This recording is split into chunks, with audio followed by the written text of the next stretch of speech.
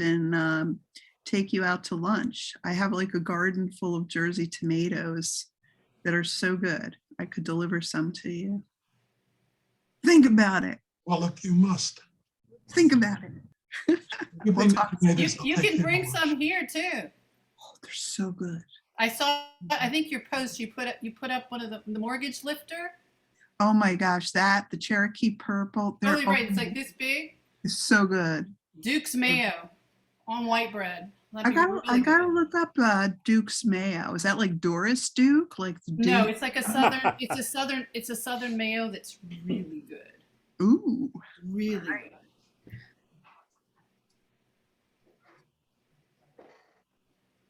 And we're getting smaller. We're getting smaller.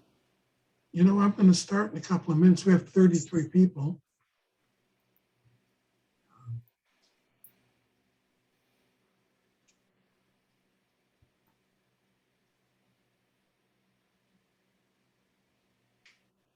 So if anybody has to leave early that's reading, let me know.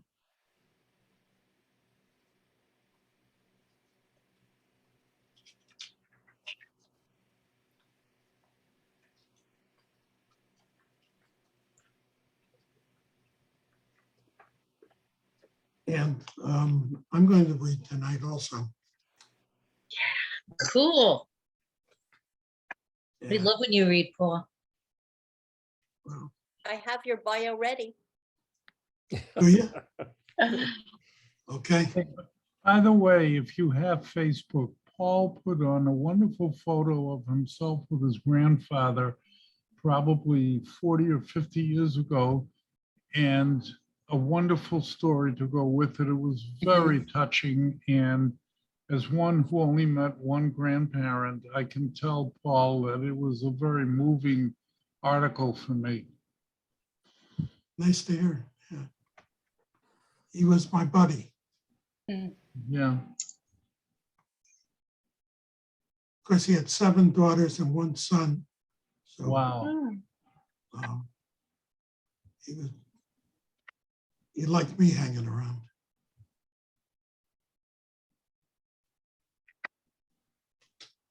Okay, well, I'm going to try something different instead of trying to figure anything out. I'm just going to pull names from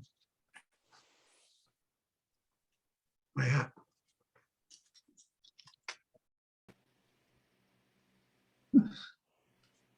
And it's not alphabetical, but Audra Brown. Yay. Audra Brown lives with her husband and 2 children at the end of a dirt road in Iowa. Her work has appeared in the Best Small Fictions, 2018, 2021 editions, and Wigleaf's Top 50 Very Short Fiction list. Former managing editor of New Flash Fiction Review, she's now the founding creator and archivist of the sometimes YouTube channel, The Flashtronauts, which explores the ever-expanding universe of Flash fiction. Her Flash chapbook, Hush, Hush, Hush, debuts this month at Harbor Editions. Wow. Audra, do it. Am I unmuted? I'm usually muted. I usually start and I'm muted. Everybody But- should mute. I guess it's destiny to me to be going first. I'm usually one of the first readers. I thought, oh, I get to kick back and listen first, but I guess It it was was meant meant to to be. be. But I have a 5-year-old who's being really good watching TV, so maybe it is good that I go early because I may have to leave. Sorry if I have have to duck out. no in a while, so you bring him out anytime you want. We'll see. He's kind of a scene stealer, so I don't have to Okay. steal a show, because he will. Do we ever talk about like process a little bit before story, or do we just read on here? Do we just straight read? I guess for time we probably just read. Okay, I'll get to it. I'm reading a micro called Chickadees. It was in Ghost Parachutes June issue. Sister says we need to hatch a plan. Says she's been thinking when I sleep, thinking when it's my turn downstairs with Mister. Says we need to fly this coop before he cracks us in two, tosses our shells in the trash. We need to be smaller. Hollow-boned, sister says, sparrow light. Her beaked hand plucks bread from my lips, stuffs it beneath our mattress, hides it as Mr. unlocks the door, reaches for one of us to pet. I search sister's shoulder blades for wings. She clucks her tongue. There's more than one way to fly. Hunger pecks our throats, claws our insides. My chickadees, Mr. cries. My little chickadees. Tries to hand feed us, force food into our gullets. Nothing stays down. We gather the hair we've lost, make a nest in our hands. Purple-eyed, string-necked, yolk yellow skin, bird bath hips. Mr. calls us ugly ducklings now. Sister points to the cage of my ribs, how slowly my heart flutters. We roost on our mattress, fragile as eggs. Mr. no longer sets us on his perch, no longer forces us to sing. When? I peep. When? My breath is shallow, soft as feathers. Sister pulls me close, strokes the downy hair of my cheek like a mother hen. Soon, she coos. Soon.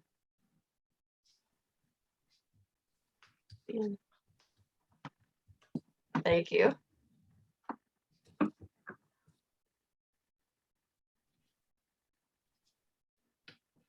You want to read another one? Yep, that's it. That's it? That's all, folks. Okay. Thank you. You know, I've been hearing about that dirt road to your house for a long time. Yeah, I grew up here in this house, moved away and never thought I'd come back, but here I am. And you're not going to pave it.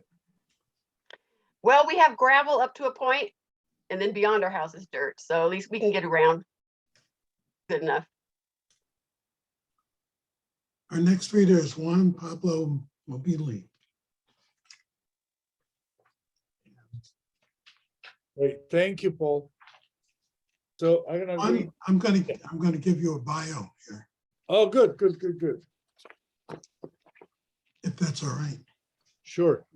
Okay. But I'm going to let some people in first.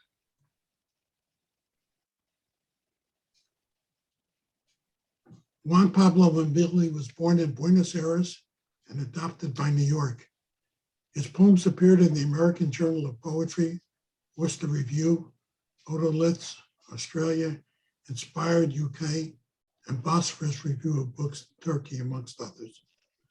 His work received an honorable mention from the International Human Rights Art Festival and nominations for the Pushcart Prize and Best of the Net in 2020 and 2021.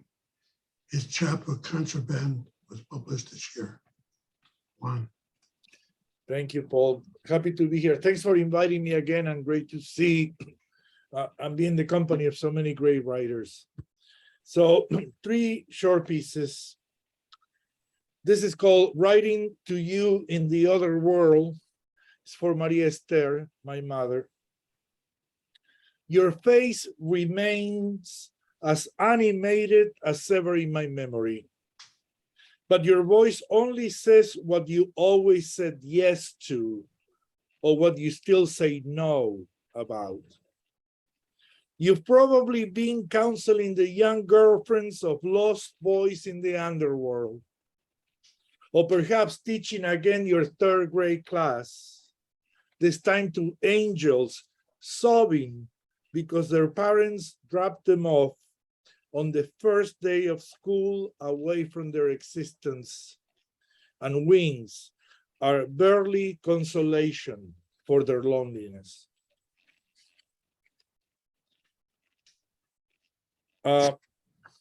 This is another one called A Request of My Lips.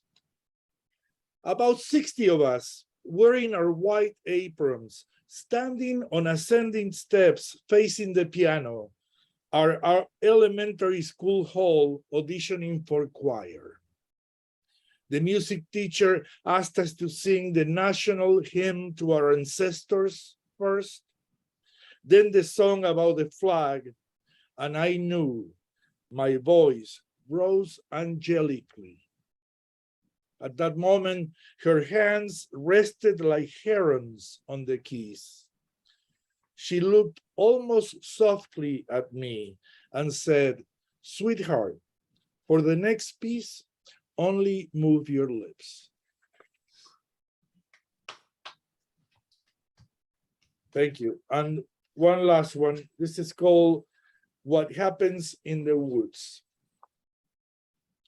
The hawk perches on the wheel of the bicycle abandoned in the woods. I wonder if he thinks it is a throne or the nest of a species he never hunted for. Curious about what bird would have her children rest on rust, or build such a hard home so close to the ground. No one knows what happened to the writer, but the frame covered with moss tells an old story. What happened years since the wheel spun or the hawk was old enough to fly alone. I prefer to imagine that whoever rode the bicycle went on to a better life. The alternative is frightening.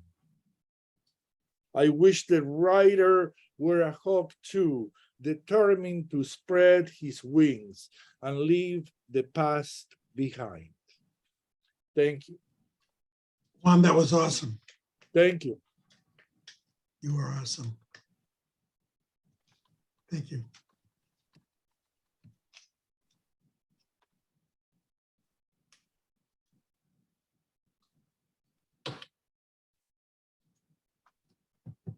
Mr. Brad Rose, who will create his own. Thanks, Paul.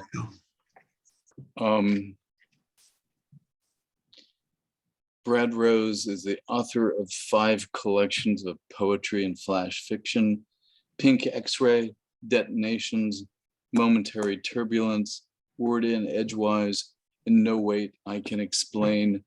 The latter is coming out in about 2 weeks. I'd like to read 5 paragraphs, if I can find them. Don't tell anyone who writes fiction that might be in this group, but these are not fiction, they are prose poetry, but shh. First one is called Genius Lessons. Yesterday, I was talking to myself and having quite pleasant electrostatic sensations.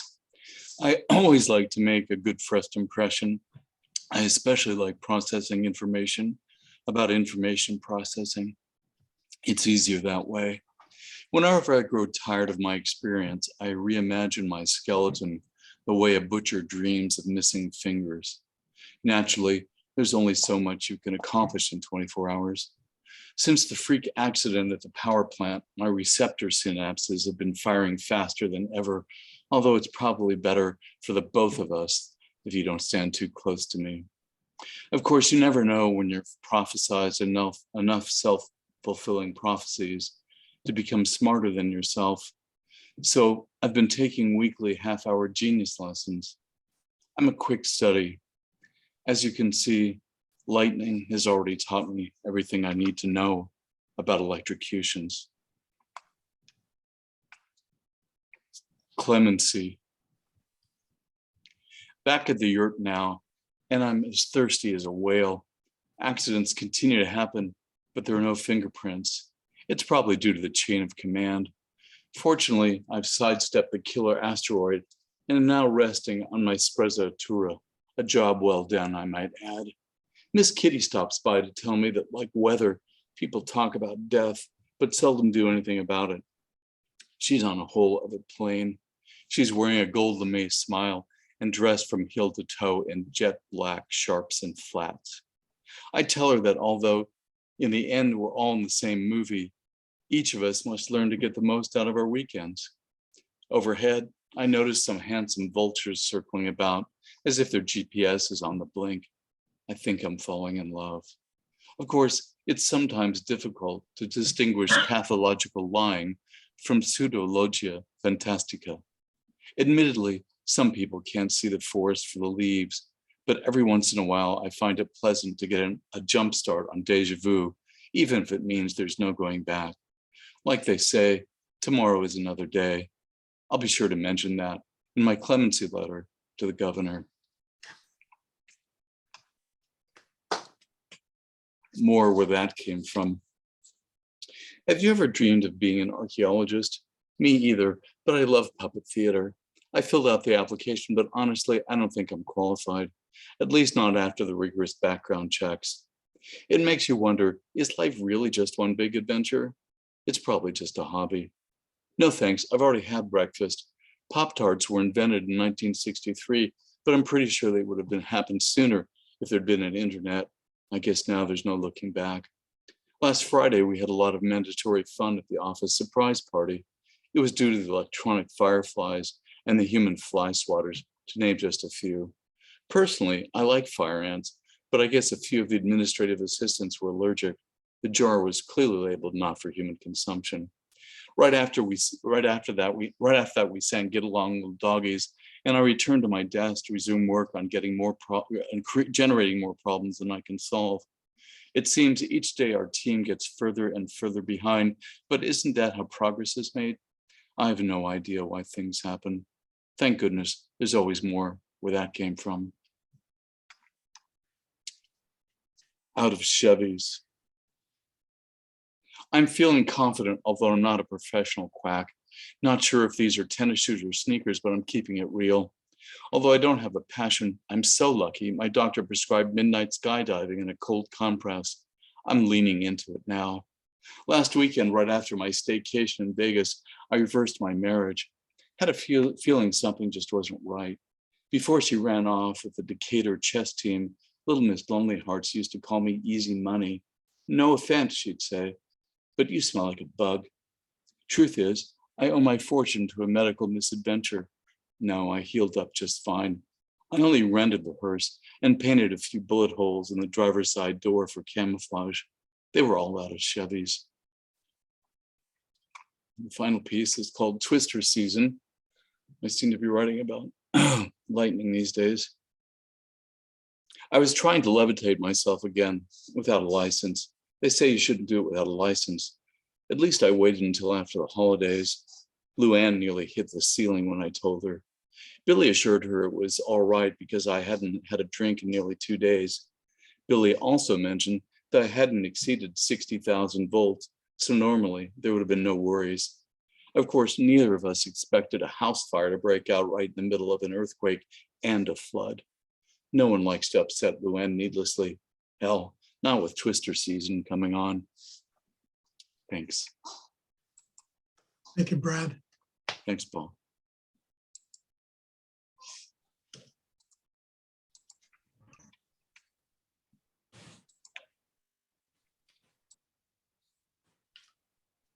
From New Zealand, Sandra Arnold.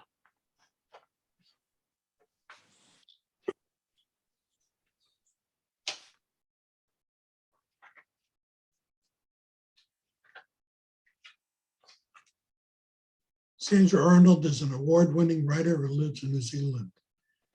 She's the author of 5 books, including The Ash, The Well, and The Bluebell, Macaro Press, New Zealand. Soul Etchings, Retreat West Books, UK, and Sing No Sad Song, Canterbury University Press, New Zealand. Her short fiction has been widely published and anthologized internationally. She has received nominations for the Best Small Fictions, Best Microfictions, and the Pushcart Prize. She has a PhD in creative writing from Central Queensland University in Australia. Sandra, you're up. Thanks, Paul.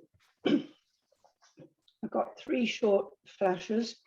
The first one is from this book called Cow. It's an anthology from Australia. And the editor wanted all the stories to have a cow in it. Okay, it's called Behind Closed Doors. In their first year together, Ariel barely noticed that Terry never closed doors, never took his shoes off before trailing dirt into their flat, left his clothes on the floor, left dishes to drain in the sink, left windows open so he could hear the birds. In their second year, when she did begin to notice, she told herself it didn't matter because he brought her flowers, was kind to animals, told her all the time that he loved her. In their third year, it mattered. When she tried to talk to him about it, he would retreat into sadness and silence.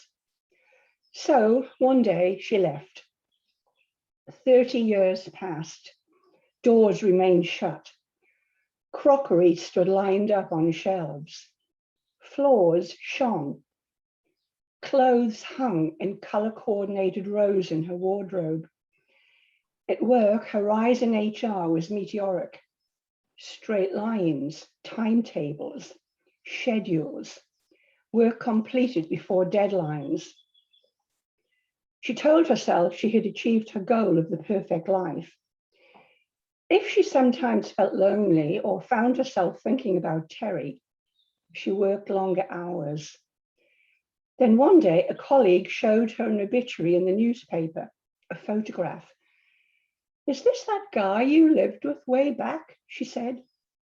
Ariel found the time and place of the funeral. Inside the church, an open coffin. Ariel gave a sharp intake of breath. "So, still no closed doors," she muttered. The woman beside her leaned across and whispered, "When he was little, his mother used to lock him in a cupboard, the cow. So we all knew he had this thing about closed doors." Ariel looked into the face of one of Terry's cousins. The cousin didn't recognize her. He never had another relationship after the love of his life left him, the cousin continued. She was a neat freak. You've got to wonder where that came from too, don't you? Thank you. And this one is, it's called A Game of Consequences. This one will be in Literally Stories in October. A Game of Consequences. If she hadn't looked at her phone at the exact moment she was crossing the road, she would have crossed to the other side, entered the building, had her interview, impressed the panel with her verve and creativity, got the job, earned a good salary, bought an apartment in the city, traveled around the world for 3 weeks every year for the next decade, fallen in love with an Italian opera singer, broken up with him after discovering his numerous affairs. She'd have lived alone for several years, taken up painting as a hobby, started visiting art galleries, bought a dog, left her job, opened an art gallery, organized exhibitions for up-and-coming artists, married one of them, given birth to 2 daughters. The youngest daughter would have died of a drug overdose at 15.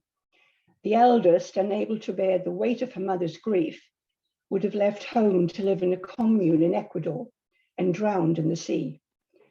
The artist would have gone swimming in a riptide soon after. His beautiful paintings would be forgotten. In 5 years, no one would remember his name. But she did look at her phone.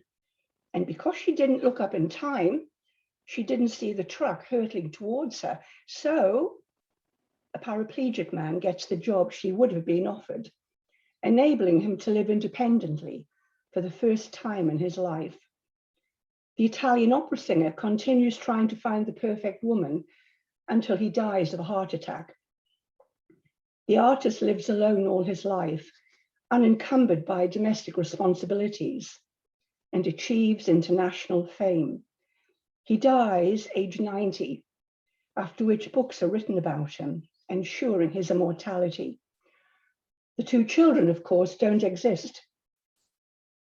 The truck driver's delayed reaction was because he'd taken a swig from the whiskey bottle he'd kept under a blanket on his passenger seat, since his wife of 10 years had left him 3 months ago. In the act of replacing the bottle, he'd taken his eyes off the road a second or two before he saw the girl. If he'd been able to stop in time, he would have carried on driving for another 6 months, drinking on the job every day, until the time he was so drunk, he forgot to fill the tank with petrol, and his truck stopped dead on a railway line.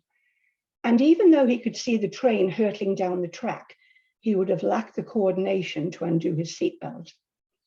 However, after the incident with the girl, the truck driver is found guilty in court and imprisoned for 10 years.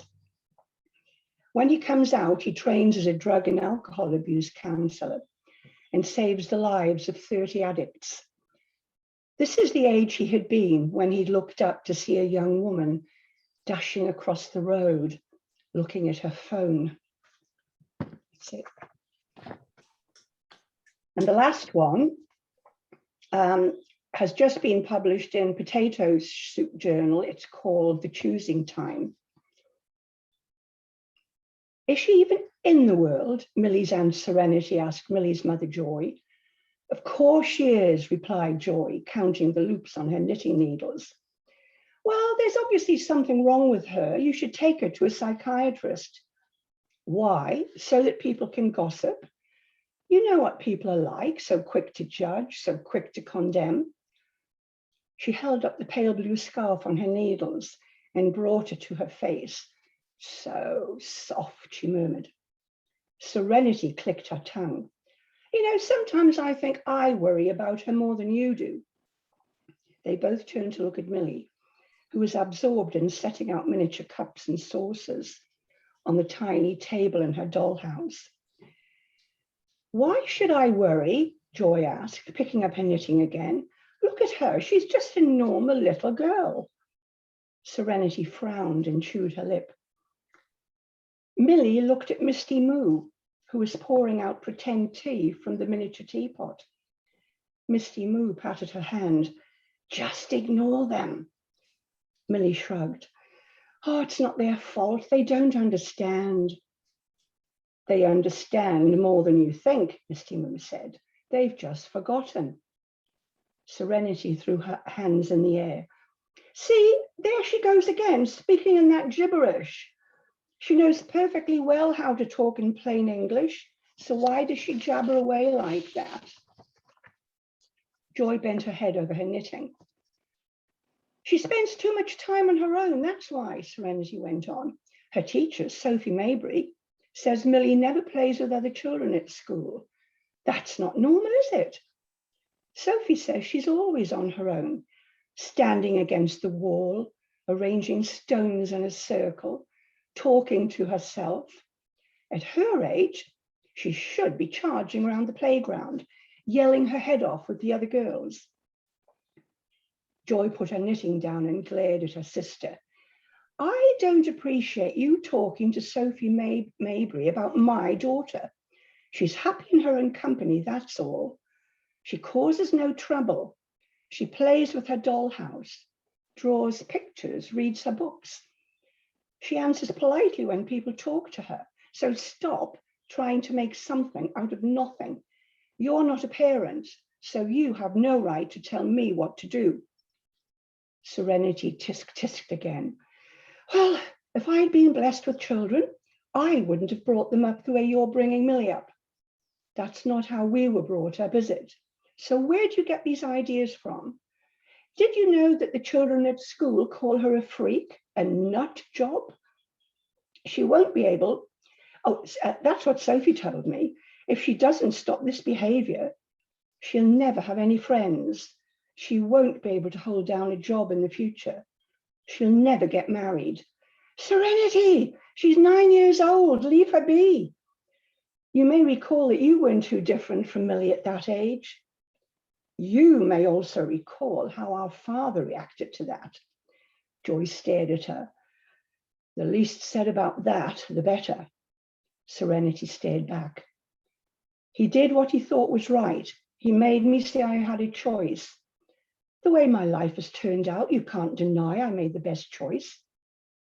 Millie listened to her mother and aunt arguing and whispered to Misty Moo, "Am I really weird?" Misty Moo pulled her to her feet. "Come on, my darling, time to dance." She began singing a strange, haunting song about a place far away. She showed Millie how to hold her arms above her head and bend like a tree in the wind. As Misty Moo's voice rose, the walls of the house shivered. Trees swayed where the walls had been. Leaf patterns flickered on the floor. Birds settled in the branches, their music melding with Misty Moo's. Joy carried on with her knitting. Serenity's face turned pale. Her mouth dropped open. She watched beams of sunlight streaming into the room, illuminating not one girl, but two. As Serenity began to recognize the second girl, Misty Moo smiled at her and held out her hands. Once again, Serenity shook her head. Once again, she closed her eyes. Once again, she closed her ears to the sound of the song she had once loved. When she opened her eyes again, she saw that Millie had made a different choice. Thank you. Great stuff, Sandra. Thank you.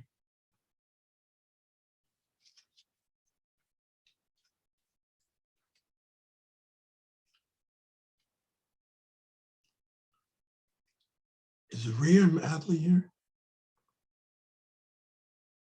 I don't think so.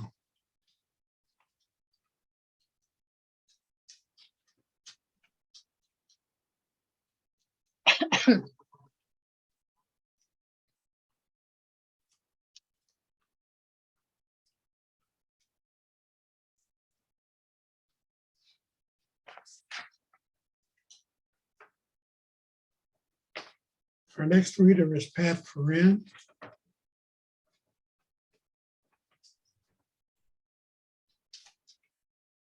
And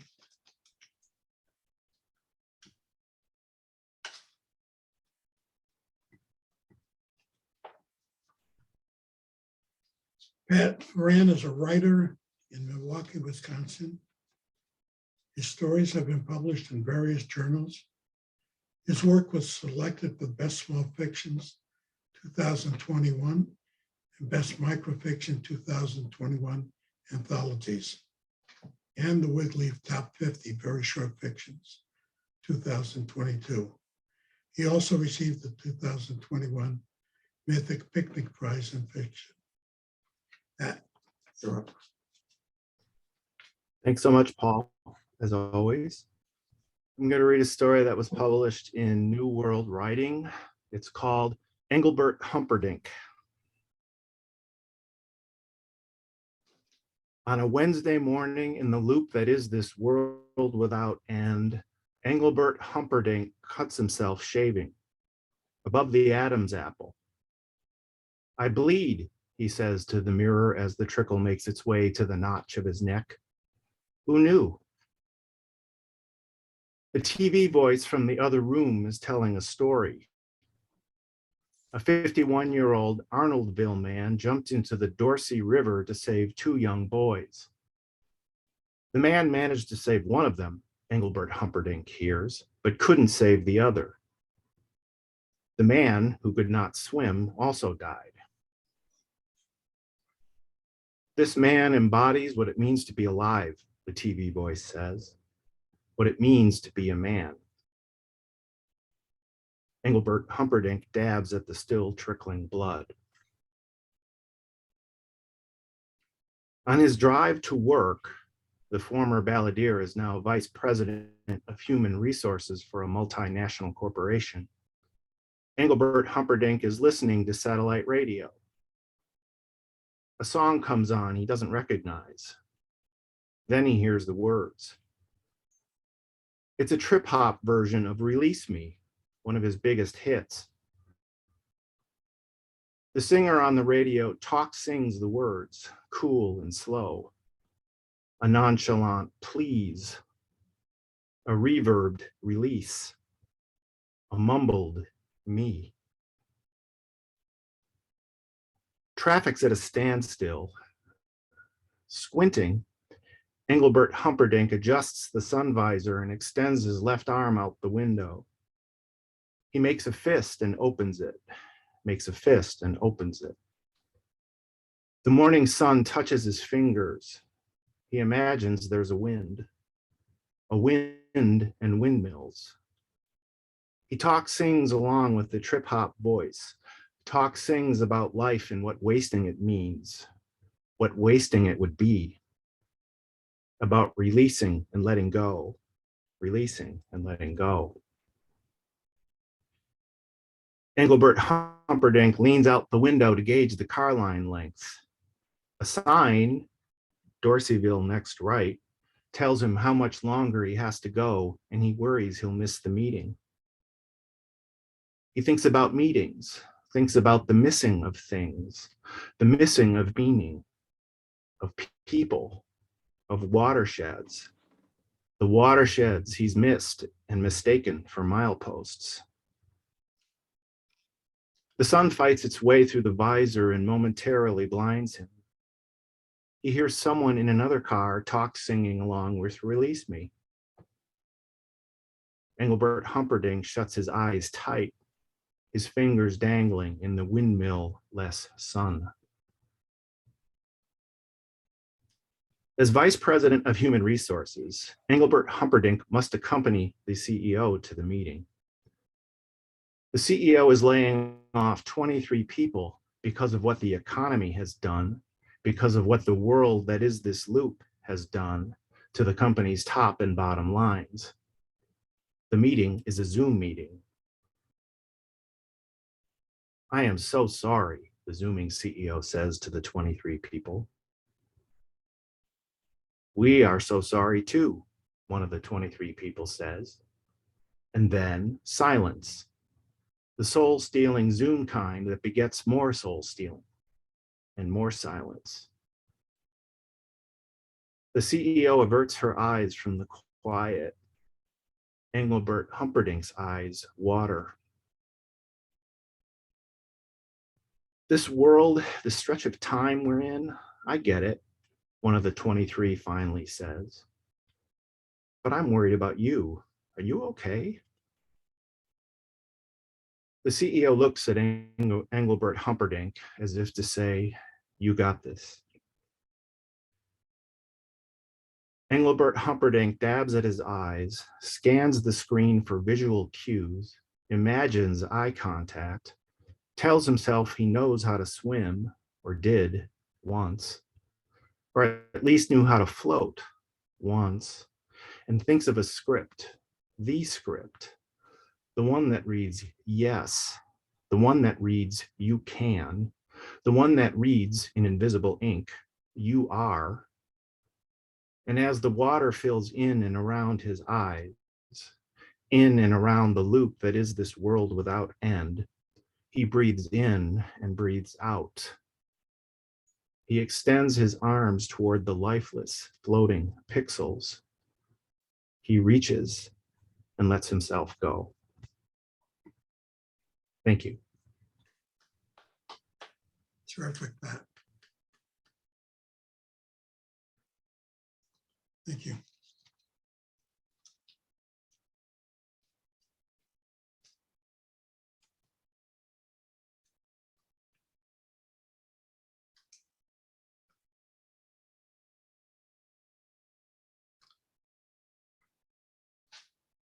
Karen Schauber is our next reader. Thanks, Paul. I have your bio here. Okay. Karen's flash fiction appears in 70 international literary magazines, journals, and anthologies. She is editor of the award-winning flash fiction anthology, The Group of Seven Reimagined, contemporary stories inspired by historic Canadian paintings. Schaubern creates Vancouver Flash Fiction, an online resource hub, and Miramachi Flash, a monthly literary column. In her spare time, she is a seasoned family therapist. You're up, Karen. Thank you. I have two flash fiction. The Rhythm of the North. The blubber oil lamp flickers against a wall of ice and snow. Illuminated figures loom large like shadow puppets, huge and misshapen. Their dance dark and muted, whispering from the shadowlands. It reeks like the campfires of my youth, but here the smoke is heavily infused with brine and grease. They begin quietly and without fanfare, two women close enough to kiss. They exchange breaths, in and out, hum and thrum. The husky chanting and low growling quicken, breaths animated and elevated as if running to catch the wind. Oily, smoke-stained faces flank the circle in reverie, transferring essence, exchanging spirit, sharing one heartbeat. The rhythm is everything. I'm being lulled off to sleep like a babe, but in the corner of my eye, I spot the dog.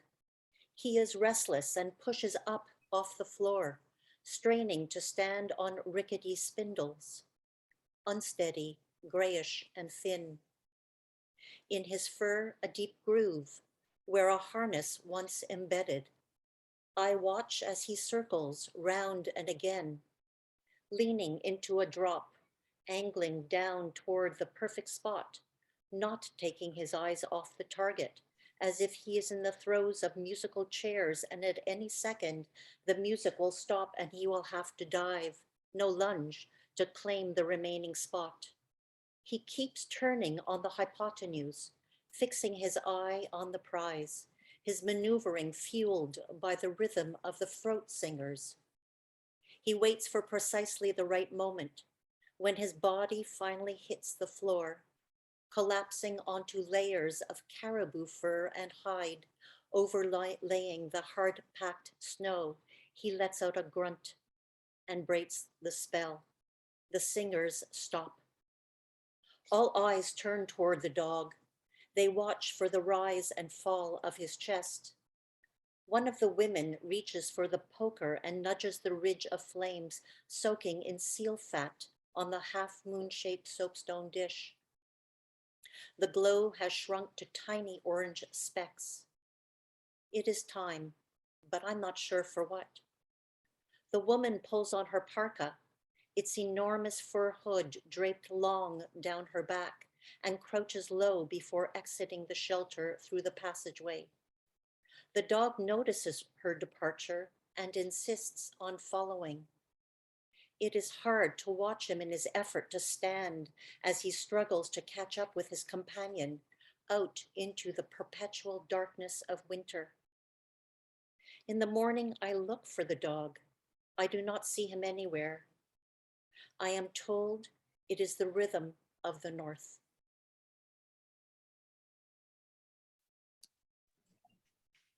The next one is something I'm still tinkering with. I thought I'd spring it on you. It's called Inside is Music. Sonia's fingers skim the surface of the keys, hover really. She disremembers so many thingamajigs, compilations, occupations, collaborations, ornamental and supplemental. The infart cyclone through her temple one ordinary afternoon, wiping the slate clean. Irreversible, they say. But inside is music, and the orchestra is playing, and Sonia is dancing up a storm. 3-1-2, 3-1-2. Her brain still imagines the mazurkas and polonaise, fingers tap tap, searching for sharps and flats. Sonia's daughter does not notice the tempo rubato dancing in her eyes, disregards the pitter-patter of her toes, the swish of her slipper, kick of her heel that clearly mark the syncopation on the parquet floor. Sonia's daughter does not feel the sis boom ba, the boom chicka boom. For her, the music has stopped. In the mornings, when Sonia hums, chirps, warbles, and purrs, her daughter shuts the door, misreading her noises as gibberish. She believes Sonia's innards merely gummy and in decay, especially when she gimbals and is prone to sway. No memory to consider, nothing to feel. But inside is music, and the orchestra is playing 1, 2, 3, 1, 2, 3. In the evenings, Sonia's daughter doesn't see her fingers trailing along the graceful lines of the century-old Boisendorfer Baby Grand, the Bavarian spruce tonewood frame unblemished after all this time. But there is memory in her touch and joy.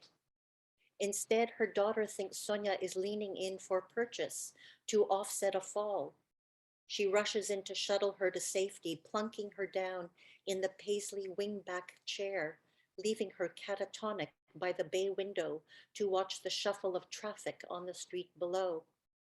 But inside is music, and the orchestra is playing. Zoom, whiz, zip, the vehicles whoosh east, then west. Sonia's foot flickers counter, then clockwise, tapping out the beat like a metronome. A waltz glides, a minuet walks, a mazurka stomps. Inside is music. That's it. Thank you. Thank you, Karen.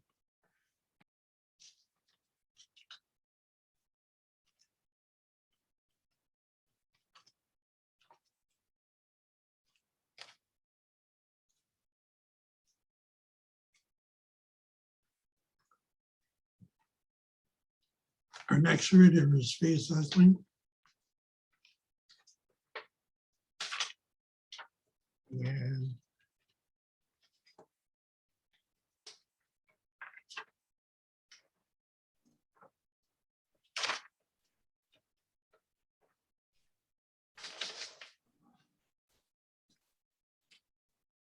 the piece from Faith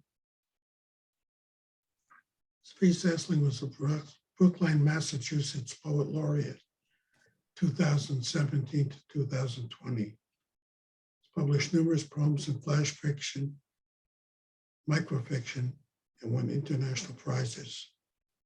A 5-time Pushcart Prize nominee, he has published 4 volumes and 3 chapbooks of poetry. His flash fiction book is Secret Beyond the Gate, Savannah Barbara Press, is due out this year. Svi, you're up. Thank you, Paul. I'm going to read 3 very short ones. First one is called Farm Dogs. If there's one thing Emmett Benelli likes, it is his dogs. His 3-acre ranch in Montana holds more than 100 dogs. They are there to protect him from werewolves, which the neighbors say are imaginary.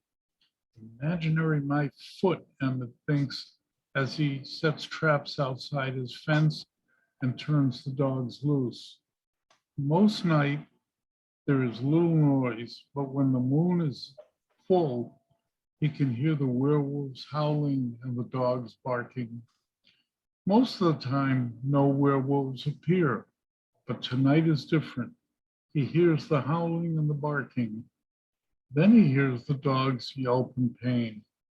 Soon after that, he hears the werewolves growling on the porch. Emmett sits up straight, points his pistol loaded with 6 silver bullets at the door. When the first werewolf enters, he fires twice, killing the first werewolf. But there are 5 more werewolves coming through the door. Now, the next one is called Bus 66. My preferred mode of transportation is my Triumph TR7. But when it is in the work repair shop, I take the trolley from Brookline to downtown Boston. On a good day, the trolley takes 30 minutes on Beacon Street line as opposed to 20 minutes in my car. Occasionally, when the powers that be decide to replace tracks or overhead wires, or put a new gravel bed down, buses replace the trolley. 2 days after the 4th of July, my car was at Slinky's repair shop and the trolleys were not running because the overhead wires were being replaced. The old Yankee Boston tour buses were put into service. These buses look like antique trolleys and are painted green and yellow. I was happy to see one coming down Beacon Street after only a 5-minute wait. If the bus takes its regular 40 minutes, I will be almost 2 hours late. I enter the bus and knew instantly something was wrong. The driver does not care whether I pay. The people in the bus are all staring straight ahead with big wide eyes. No one looks out the window. No one looks at me. They do not look happy or sad. In fact, they look dead, very dead. Maybe the driver is too. Fortunately, I'm able to get off at the next stop thanks to a red light. I stand at the corner with shivers in my bones as the light turns green and the bus leaves. I watch for a few blocks before it just vanishes into thin air. And this one, maybe some of you have experienced this. It's called How New Englanders Treat Transplants. I moved to New England from the Midwest, and I'm so surprised by the lack of friendliness. I have lived in Ohio, Missouri, Minnesota, Colorado, where everyone is friendly. There are the Good Neighbor organization, and they bring gift basket that includes fresh fruit, store gift certificates, a coupon for gasoline, and tickets to some local museum. In Massachusetts, where I relocate, I get nothing, nada. In my previous residences, people smile, say good morning as I come out of the house and walk to the bus stop. No one even gives so much as a glance. They are all frowning and looking down as if they have just lost some money and are retracing their steps to find it. Even worse, at my new job, there is no orientation. A woman just hands me papers to fill out, and I provide the obligatory urine sample and ID. The woman points to a door. There, someone else points to a desk, and I am off to work at a computer, which gives no instructions on what should be done. Lunch break is in a small room where everyone eats at the same time, except for 2 people who maintain the office while the rest of us eat. At a table, I sit with 5 other people who have a busy conversation, ignoring me completely. No one speaks to me all day as I work at the computer until closing time. I take the bus home, which is crowded with people reading the newspaper. I sit. No one even looks at me because they must sense I am from somewhere other than Massachusetts. Even my neighbors in my apartment do not acknowledge me. Welcome to Massachusetts. Thank you. Loved it. Thank you.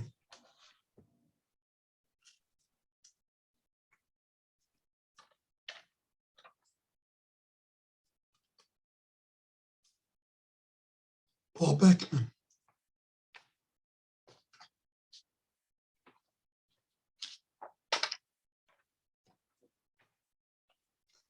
Did you say Paul? I'm up. Paul Beckman's latest flash fiction collection, Kiss Kiss from Truth Serum Press, was a finalist for the 2019 Indie Book Awards.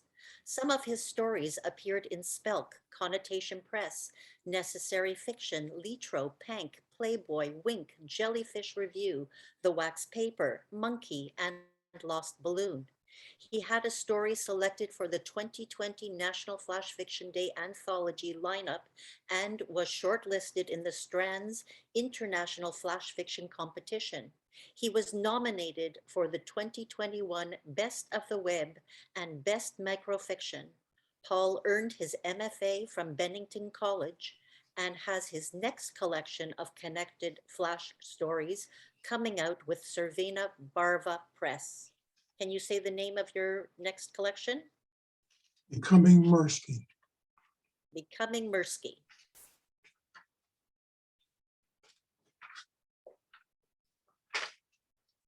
Thank you for that fine intro.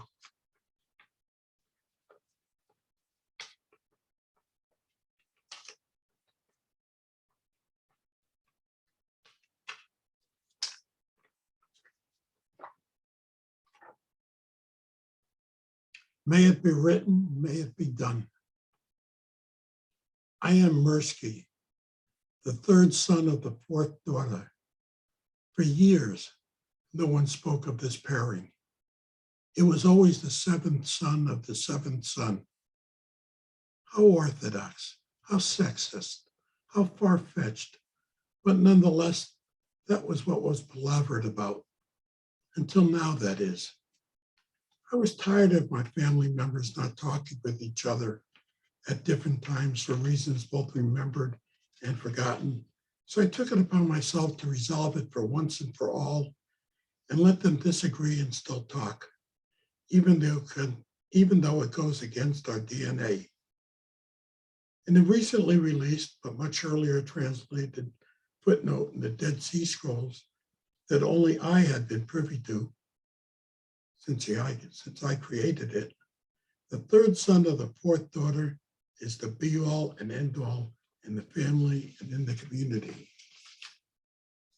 Being that one, I was entitled to a life of leisure, multiple wives, if I chose, fresh baked goods galore, decider of all disputes, and a fresh young ox on my plate whenever the urge struck me. To break the news, I called for a family picnic, which is the only way to get my entire family to show up anywhere. Everyone comes, even if they are not speaking to others. I'm known for my picnic spreads, a word of explanation. In my family, any gathering where food is served is called a picnic, whether it be Thanksgiving or Passover. Don't ask, okay? Tradition, that's the best I can do. I broke the news over the serving of the brisket, which meant that only a fraction of the family actually heard me. My brisket is to die for. Word made it around the table after a bit, and soon each person had their own interpretation. How about the first daughter of the third son, the only child of an only child, the second cousin of a second cousin twice removed? As I had expected, none got the true gist of the Dead Sea Scroll footnote. So over dessert, babka, apple strudel, and rugula, and decaf coffee with sweet and low, I explained that nothing was going to change, except that I was now titular head of the family. I wanted no ox, young or otherwise, no more wives, and I planned to keep on working. My role was basically to settle in family disputes, period. I was to act as a mediator, and my word was the word. I was to be the Supreme Court, the Ralph Bunche, and the Gandhi of the Mirsky clan. That's all I told them. No big thing, no tributes, no major changes except that we will no longer have family members not talking to other family members for long forgotten or petty reasons such as we have today and have had so often in the past. As the picnic wore down, I stood packaging the leftovers for anyone who wanted whatever there was. And by the time everything, including all of my Tupperware, was all gone, so was my family, never to be heard from again, but who bonded as never before, only this time with a common enemy to scorn and talk about at their family picnics.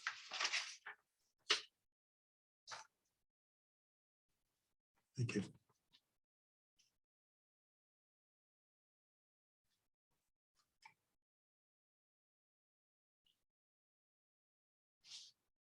Our next reader is Tim Gager.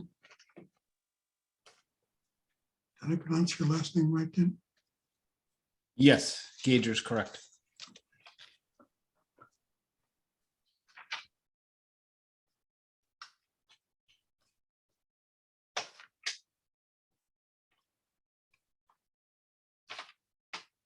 Tim has published 16 books of fiction and poetry. Joe the Salamander, his third novel, is set for release in spring 2022.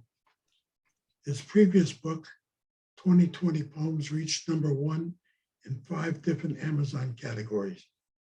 Timothy hosted the successful Dyer Literary Series in Cambridge, Massachusetts from 2001 to 2018, and there's a weekly virtual series starting in 2020. He has had 1,000 works of fiction and poetry published, of which 17 have been nominated for the Pushcart Prize. His work also has been nominated for Massachusetts Book Award, Best of the Web,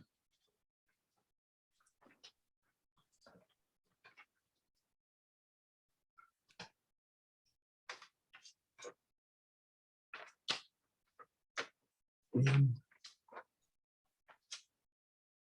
we may have to leave it there. That's all right. That's a pretty good bio. We'll stand right there. Fiction's anthology and has been read on National Public Radio. All right. Well, thank you, Paul. And it's really nice to be on FBomb and to be around so many excellent writers tonight. Joe the Salamander did come up, and I'm going to read 2 light sections, which are very flashy. And this is exactly how the book starts. It's Adrian's prologue. Multiply your age times 365 and then add the days from when your last birthday until today. And those are the exact odds that the next day will be the worst day of your life. Here was mine. I was at the dining room table working on advanced high school algebra when the police came. I was only 12 at the time. Numbers were my friends. My parents were dead, the police said, and then to gather my stuff. I never spoke much to the first foster parents. If I focused on my real parents, I imagined the foster ones might feel slighted. They might not keep me. It was awkward because all I felt was sad. They bought me new glasses. They bought white button-down shirts, shoes, books, toothpaste. Everything is temporary, the man from the foster care agency said. The next 3 sets of parents were permanent placements. They didn't work out, said the same man who said the exact same thing every time he picked me up from the failed pairing. No bond was formed. I shrugged at him. I never spoke to the man about the times I received black eyes and had my glasses broken. I was moved all over Arizona in the last 6 years, not exactly a tour. I couldn't wait to get out on my own. My final foster parents asked me to plant grass in the desert. The father's name was Walter. I never called him Dad. The mother's name I never learned. I called her Mrs. Walter just to feel I had something on them. I dug the dirt for hours. The seeds didn't take all that much. I knew nothing about growth. The grass that started looked like the random hairs on top of Walter's head. I watered the yard looking for a miracle. In those days, I pushed my glasses up often because of the sweat or picked them off the ground after they were slapped off my face. I was a good worker, but the goal of work is to produce. Walter told me this while I was pressing a tissue against my puffed out lip. At Boston University, when I tell Millie this, in her high-rise dormitory on Commonwealth Avenue, she starts to cry. She gives me the confidence to talk and be heard, so she has a role in all this. I decide right there that she is the only one I'll ever tell my story to. I was invited to this dormitory tower last night because I hated the cold, but really, she wanted me to stay. It's too cold in Boston, but Millie's dorm room is as warm as the sun in Tempe. When Millie returns from composing herself, I say, It is too late for any more new parents, and since I'm over 18, I'm legally on my own. Millie looks baffled, pauses enough for me to fill the silence. Look, I say, I've worked hard to get here, applying on my own, and I selected the one as far away as possible from where I lived on a full scholarship. This is the reason we met. I did all this myself. I plan to go back to Arizona as soon as I graduate, and I hope you will come with me. It's warm, and it's what I'm used to. This is what I tell her. I'm not sure that I'm saying the right things. So I'm going to bump way up to more than halfway through the book. Millie and Adrian get married, and they have the main character, Joe, who is neurodiverse, but I don't use those terms, or autistic or spectrum at all throughout the whole book. But since you've got to know Adrian a bit, I'll do a section that's about Adrian and Millie's stress in their marriage for bringing up a child like Joe. Every entity has a rule, a measure, likelihood, or prospect of something still to come. The key to getting through life is to figure out all those things within the boundaries of the setting you find yourself in. This is the exact reason why Adrian was wearing the blue suit and Superman tie combination. It was also the reason he discarded that outfit before he entered the Phoenix office and changed back into it before returning home to Sunny Slope. He might wear the suit if he were out on a business trip in California or Europe, but certainly not the tie. He learned all of this from his attempted transformation away from Kurt Rambis. Adrian was traveling more and more and adhered more and more to the rules for each location. It was all getting pretty easy for him, as he'd been at AON for around 10 years, and Kurt Rambis had just retired from the NBA. His co-workers seemed to be jumping ship frequently enough for him to have a lot of seniority at AON, so Kurt Rambis seems to lose its value as a reference. With this seniority, he didn't have to travel as much as he had been, but the truth was, it felt good to be away from the house. Being away fit his personality. Adrian would arrive at the satellite offices early and leave late. Often he was the first in before the regular staff arrived. He had the sign-in key to each office, and he audited what needed to be audited and fixed whatever needed to be fixed without any distractions. Most of his Phoenix team would use their time away to go out late and hit their favorite bars. They'd arrive late to the office the next morning, hungover and inefficient. Often numbers were missed, their spreadsheets left unaudited, and their overall recovery was only found with the hair of the dog later that night. Adrian, on the flip side, was all business and had become so efficient at his job that he was able to review and fix all of his coworkers' errors and reviewed any of their ignored spreadsheets. He was extremely well respected by his AON team because his hard work covered everybody's asses. At home, it was quite different, as Adrian's home was stressful, with both Millie and Joe igniting his worry like a match on flint. His hotel rooms were always the same brand, the same location. He could watch CNN in each, and this was the most peace he's ever had in his life. With him and Joe, he felt like they were opposite electrical charges interacting, with Joe having a much stronger magnetic field than he did. It forced him to feel repelled, not having as much influence as a father normally would have on his son. Thank God for Millie, because she was good at what he was not good at. But still, the feelings of closeness that they used to share as husband and wife were now chock full of resentments. Millie reported the goings on upon his return from a trip the same way the anchor people at CNA would flatly read the news or even a light human interest story. Adrian thought their marriage was in a rough patch and they needed to work on it. But like Joe, Adrian was an expert on avoidance, even if it wasn't as obvious. Adrian had a hunch that his wife might suggest marriage counseling, but feared that Millie, with her degree, would run roughshod over him. And according to statistical studies, there were high percentages of divorce rates for those who went through counseling together. In some cases, marriage counseling worked by convincing a couple that they were not in a healthy relationship and by encouraging the couple to think that they are strong enough to end their relationship.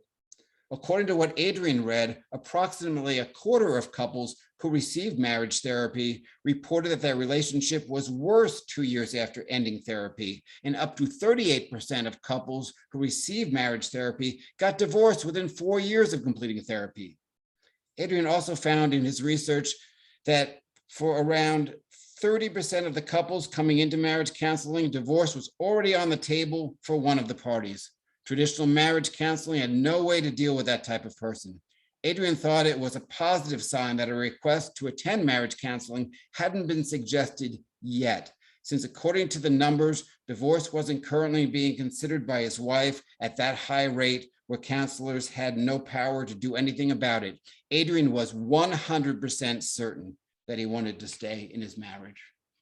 And that's what I got. Looking forward to reading the book. Thank you, thank you.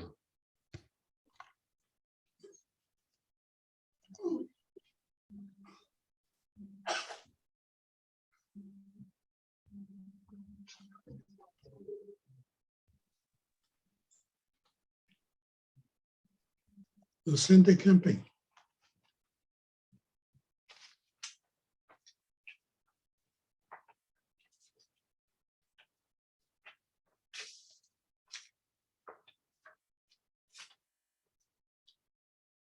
Well, this is an easy one for me, Lucinda. Thank you. Lucinda lives on Long Island where she exercises with words. You're up.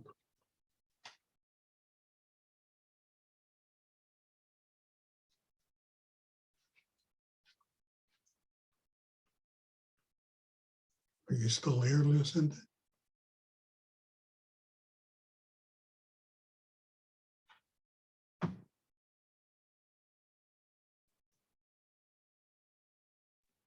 Unmute, You're muted. unmute. Lucinda, you're muted. So you heard nothing I said. That's fine. Oh, there you Happy go. at last. We shared DNA on a vegetable pork roll in the Metropolitan Museum Cafe. I washed it down with 2 pre-leaf. He inquired what was up with the pills. I didn't bother to explain. He doesn't have empathy for the sick. I'd seen a violet bump toe on a display case of mummies. It seemed odd and happenstance. I imagined fanciful stories. Perhaps the curate had forgotten it in his rush. Perhaps he hid it from his true love, so his wife wouldn't see, or perhaps he hid it from his wife so his true love wouldn't see. It was in full view, a purplish hue with a streak of red and the nail bed detached. One mummy looked nonplussed and disenchanted, agitated by the invasion of this foreign body. I felt for it deeply with its frozen eyes and twisted slit mouth. I slid a pill under a groove in the case. No one saw. As I sat revisiting this, I burped, and Tutankhamun materialized in his boyish Aten guise. He'd been waiting for me to arrive, so I offered him another pill, but he declined. The earlier one had done the job. I went back to the display case, dissolved into ether, and moved Francesca Woodman like under the glass. Francesca Woodman was a brilliant young photographer who committed suicide at age 21. Imperative you should know. Every June for 47 years, the black rotary phone rang and my mother rocked the cradle. Her liquid voice stopped me cold. You hanged yourself in your bedroom, in your mama's house, except mama lied, said you'd used a gun, believed the lie, less gruesome. June, and I'm counting towards you, the 9th, 1974. I was 15, though I hardly knew you. The day suspends in present tense despite the past, like a prehistoric fern in amber. Amber is the color of gold. It's beautiful, resin. I'm coated in the color of you, of the memory of your leaving, of your departure. I understand the desperation. I've been sad too. Sometimes the dolor embraces me like a handsome killer, one I dream about, striking like you, the man with the eyes as blue as my blonde-headed dolls, a poet, an actor, a painter, and a schizophrenic. I am the only child of an only son. You lie in St. Roch Cemetery behind a vault with its closed eye. Ashes, ashes, we all fall down. Pretty girl. The pet store was a tableau macabre. Bushy-tailed jerds scuttling in their enclosures, goldfish pressing their mouths up to the aquarium glass, and a dozen multicolored parakeets chirping hysterically in the aviary, all bathed in ghastly fluorescent light.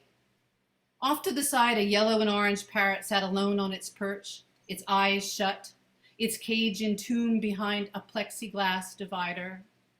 She'd come to the pet store for distraction, even dressed up for the occasion. She tapped the glass.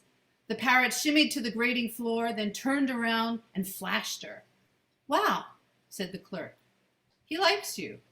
"He? Oh," she said, pleased. "Must be the orange." She dressed in orange to offset her indigo mood. "What is it?"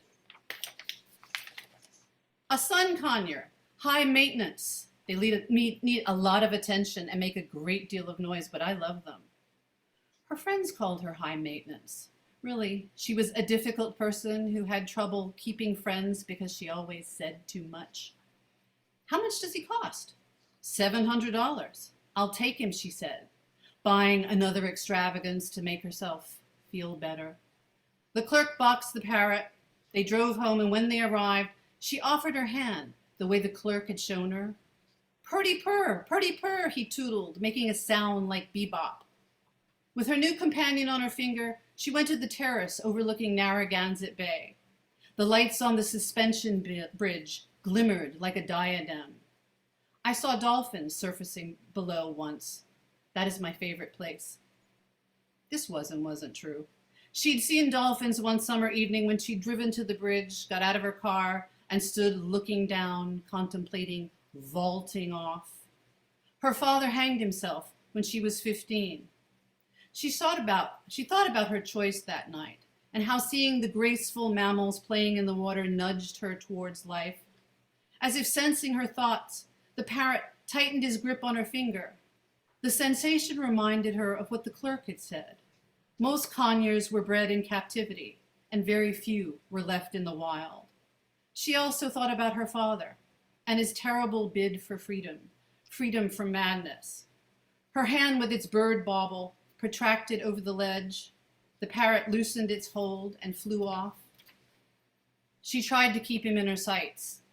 That night she dreamt of birds, flapping their wings, their honks and cries, the pterodactyl descendants, birds she'd never seen before, flying in formation and swooping on the acrobatic wind.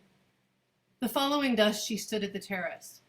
She envisioned sun conures, their orange heads and yellow bellies patterning the sky like a sunset. And in the eye of her mind, she heard her father calling her, "Pretty girl, my pretty girl." Lightened and unencumbered, she never felt so alive. Thank you. Lucinda, thank you.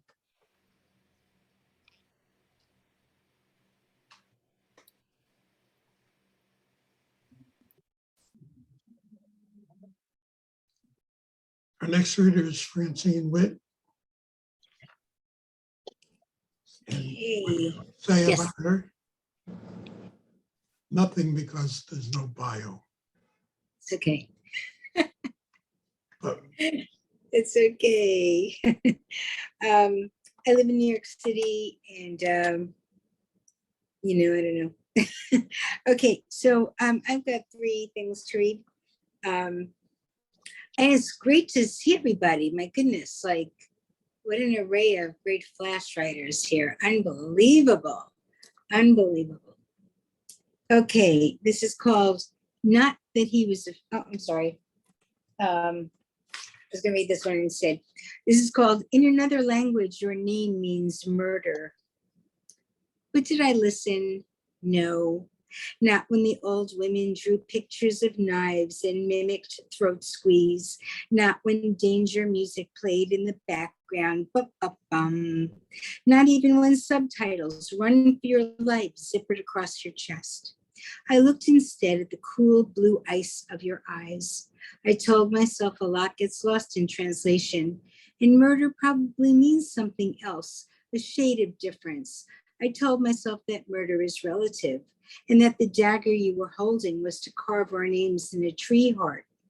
I told myself that a warning is nothing anyway, just a lost ship in a murky sea, turning and turning, seagulls screaming in the air above, no hope of finding land. This is called 1 to 10. 1 is the loneliest number, so says 3 Dog Night. Jenna hated the mirror. Jenna hates the mirror anymore. Here's her bee heart buzzing for love. 2 is the number for tango, apparently. Jenna meets Jeff at the high school reunion. He tells her he sat behind her in homeroom. What is it, 20 years ago? 3 is a crowd. Jeff tells Jenna he's married. He waits until after the scurried parking lot sex.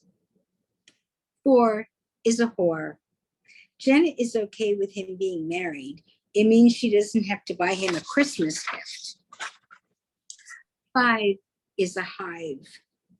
Jenna and Jeff see post-coital Larry and Lorraine 3 cars over, also from homeroom. They high-five each other. They bee-buzz their hearts at each other.